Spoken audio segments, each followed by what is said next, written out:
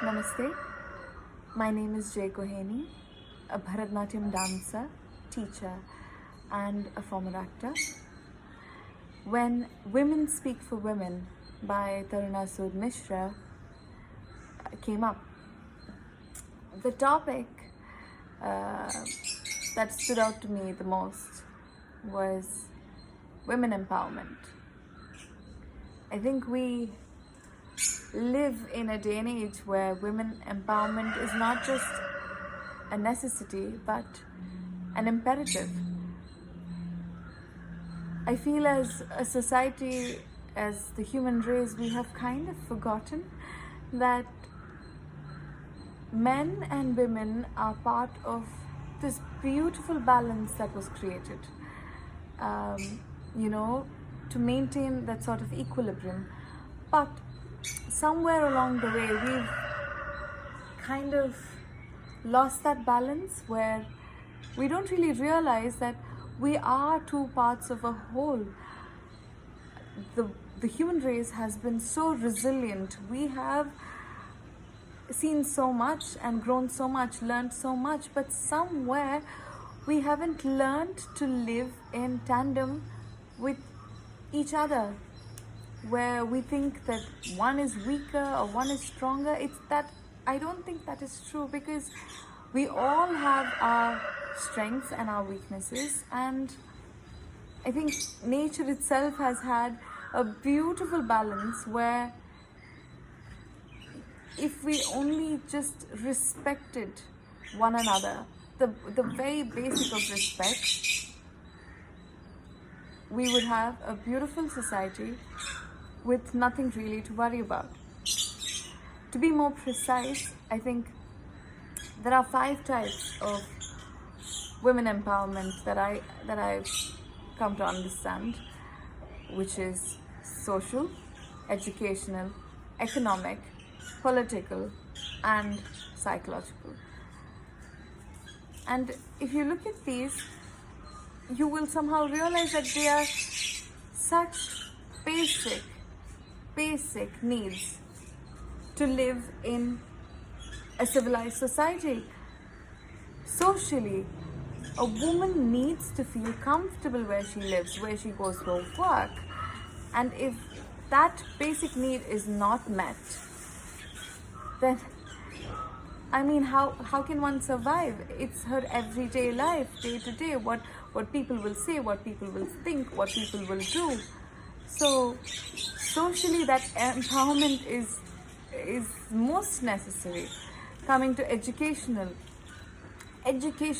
it's not just about getting a PhD or anything like that, but just to be aware of what's happening, what her options are, which leads to economic empowerment.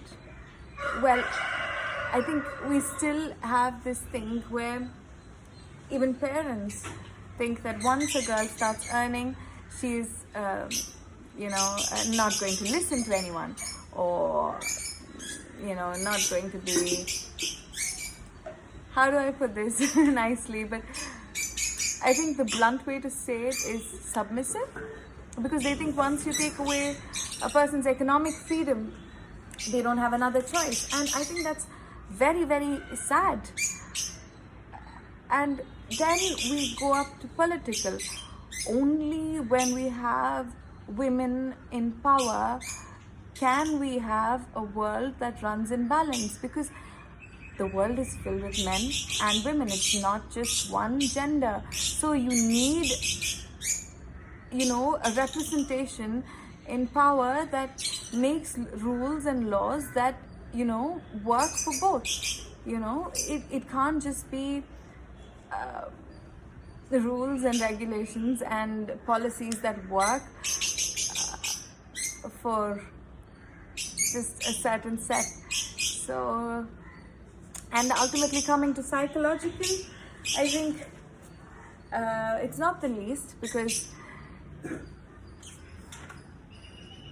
it is something that as a society, especially in Indian culture, we have pushed it to the very end, the very last. We don't talk about psychological issues or anything like that, because it's kind of considered a taboo.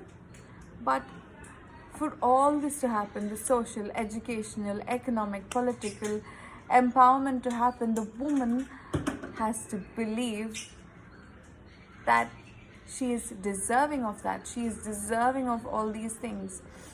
When she is trained to think that no, I don't need this, I don't need an education, I don't need to be economically independent, I don't need to be representing my people or my gender or other women who are in trouble.